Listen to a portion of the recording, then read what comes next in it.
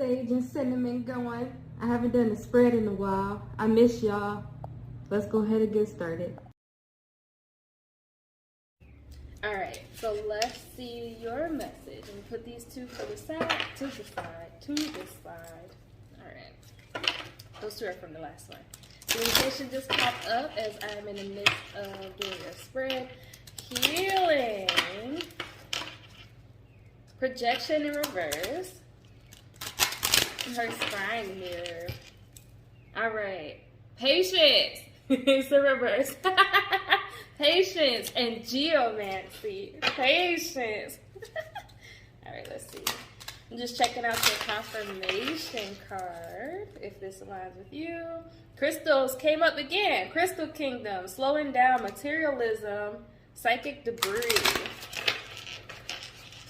Slowing down. All right, Tibetan fire serpent, seeking a higher truth. Ooh, all right. Oh, Spirit threw two at me. I'm just going to take one.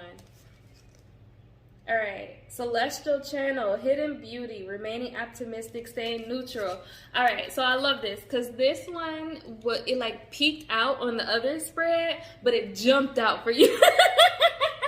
All right, so if this aligns, geomancy, patience is like the official message of the day. And the confirmation for that is the number 6, if that resonates with you. 6 is associated with like balance and harmony. I have like an angel number 6. You all saw like when I was at my home office or whatever with like different angels that I connected it with. Hidden beauty, remaining optimistic, staying neutral, right? So when we talk about that, patience, right? So for those who listen to Neo, I forgot what album it is, but it's the album where he's like, with Good Man, right? Like Good Man is the song on it. But he has this like soundbite or clip where it talks about like, if you alleviate the struggle of the butterfly, like when it's in a cocoon, it'll die, right? So look at ways that you are being impatient. How can you practice operating from a neutral space?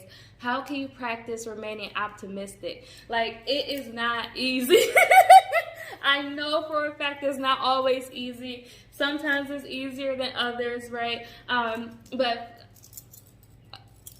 here, right? So if you've been following me for a while, you know that I originally planned on moving in this space by March of last year. And March was the second try. I thought this space was going to be gone. I prayed over it and prayed in it when I first saw it. And I tried, bam, plans got shut down. And I tried, bam, plans got shut down, right? So I had to practice being neutral. How do I benefit from what I'm wanting being delayed, right? How do I benefit? It's so easy to jump into the space of, oh, you know, things aren't going my way, and if I had this, then, you know, this, and this would be happening, and, oh, there's something working against me, or, you know, like, it's so easy to go into that mindset, right? But in what way is what you're asking for being delayed working for you and not against you? That's also how I operate every Mercury retrograde. Instead of getting all frustrated and anxious. Now, obviously, some natural emotions are going to happen when you won't hold for an hour when it usually only takes 15 minutes. Right? But, like, as soon as retrogrades come, it is, like, in the air or it drops. Mercury retrograde works for me, not against me. It works for me, not against me, right? Usually a little gnat will pop up to remind me, don't sweat the small things, right? Spirit will send a gnat, right? I got stories. But this time I noticed a moth a few days before it started. A moth came and just perched this little self over there, and I let it be. I was like, okay, nighttime butterfly, you can spend time with me. Right? So in what ways can you practice being patient and being neutral? It's not always easy, but sometimes if you look for the beauty in the current mess or dynamic, it can help you clean it up or clear it up or realign or readjust better. Because when you're just focused on judgment, guilt, shame, I should have, I could have, I would have, and if I, right? Like, it's different coming from a space of, I'm so excited. When I get this, I'm going to do X, Y, and Z, right? Versus, I just don't get my way, and if I had this, then you know what I mean? Like, you also don't know what other struggles you could have encountered if you had what you wanted when you wanted it, right? Sometimes people ask for large sums of money. Okay, well, do you know how to say no to people? Do you?